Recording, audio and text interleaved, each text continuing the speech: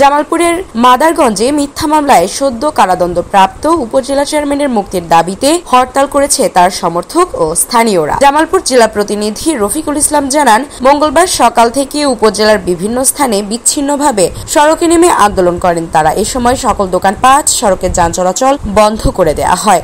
আন্দোলনকারীরা জানান, সোমবার মিথ্যা মামলায় সদ্য নির্বাচিত উপজেলা চেয়ারম্যান রায়হান রহমতুল্লাহকে আদালত থেকে কারাগারে পাঠানোর আদেশ দেন আদালত। এরপর তার মুক্তির দাবিতে আন্দোলনে নামে তার সমর্থকরা। দুপুরে উপজেলা নির্বাহী অফিসারের কার্যালয়ে স্মারকলিপিও দেয়া হয়। এদিকে এইচএসসি পরীক্ষার্থীদের জন্য হরতাল শিথিল করা হয়েছে বলে জানায় আন্দোলনকারীরা। আমাদের মাদারগঞ্জের জনতার চেয়ারম্যান রায়হান রহমতুল্লাহ রিমু ভাইকে গত 4 বছর আগের একটি মিথ্যা ষড়যন্ত্রমূলক মামলায় গতকাল মহামান্য আদালত সেই মামলায় তাকে কারাগারে পাঠিয়েছেন।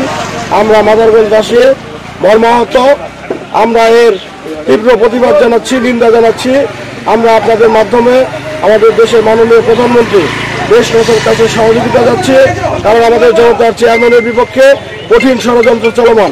আপনাদের মাধ্যমে আমরা সহযোগিতা চাই। আমরা মাদারগঞ্জবাসী চাই আমাদের প্রিয় নেতা জনতার চেয়ারম্যান রায়হান রহমতুল্লাহ রিমুকে আমাদের মাঝে ফিরিয়ে দেখ।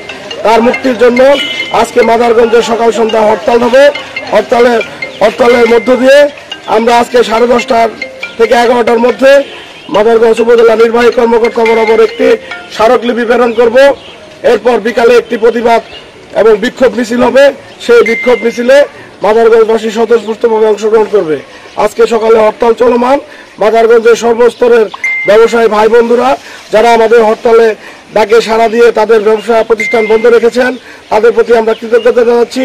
যে সকল শ্রমিক ভাইরা তাদের গাড়ি ঘোড়া চলাচল বন্ধ রেখেছে, তাদের প্রতি আমরা কৃতজ্ঞতা জানাচ্ছি।